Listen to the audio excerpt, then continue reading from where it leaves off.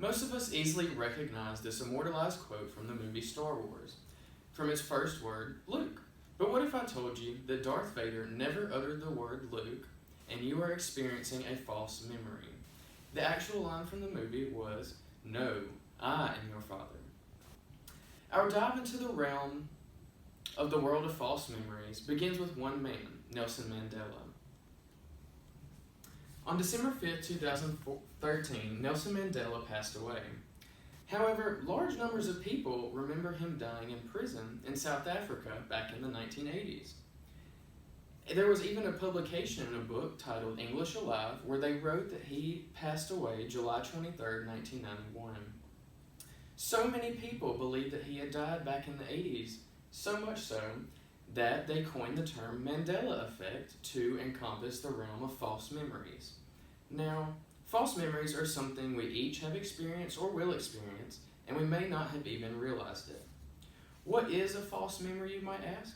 A false memory in relation to the Mandela Effect usually involves pop culture. It involves a person remembering something where there is no historical basis for it happening. Kendra Cherry of verywellmind.com states that many of us perceive our memory as a video camera, accurately recording events as they happen. But this is not the case. Our memories are likely to be changed as time progresses. Our old memories can form with new ones, with other information that we have to form completely new memories. False memories can range from the most unimportant to the most serious. They can go from you thought you brought your wallet in from the car when you didn't, or remembering what you saw during a crime and retelling it at a murder trial. Time is of the most importance in the development of false memories.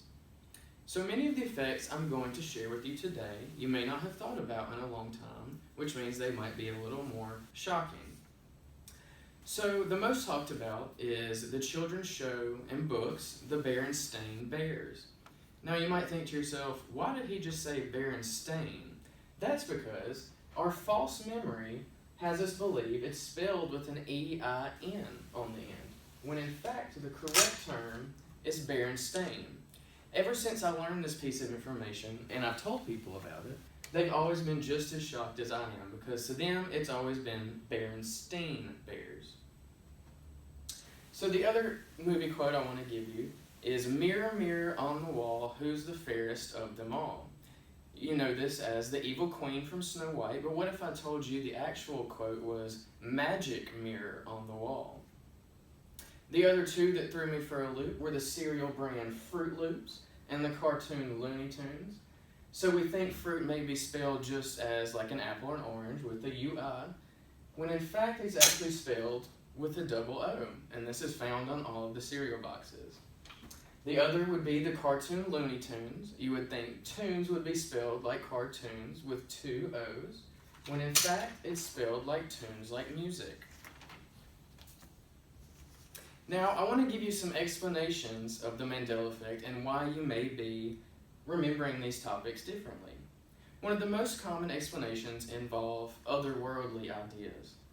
Many Mandela Effect truthers claim that we have switched timelines into a parallel universe, and this has caused words and phrases to be changed and misremembered. And we could also constantly be moving in between timelines, causing glitches and Mandela effects. The other explanation involves the act of time travel. Some say travelers from the future have come back and changed minute details.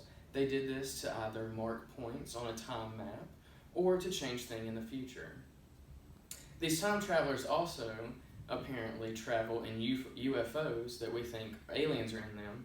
The Mandela Effect truthers believe that they're actually time travelers. So we've discussed what a false memory is and its formation. I've given you Mandela Effect examples, and I have proposed some claims that could explain these effects. Our memories are always growing and always changing. New memories can form from old ones, and we might believe the new ones if asked to recall them. I will leave you with one of my favorite Mandela effects. When was the last time you made a peanut butter and jelly sandwich? If you're like me, you would have used Jif peanut butter. Or was it Jif or Jiffy? Well, we all use Jif with one F. I invite you all to research other Mandela effects and see if any parts of your memories have been changed. Thank you.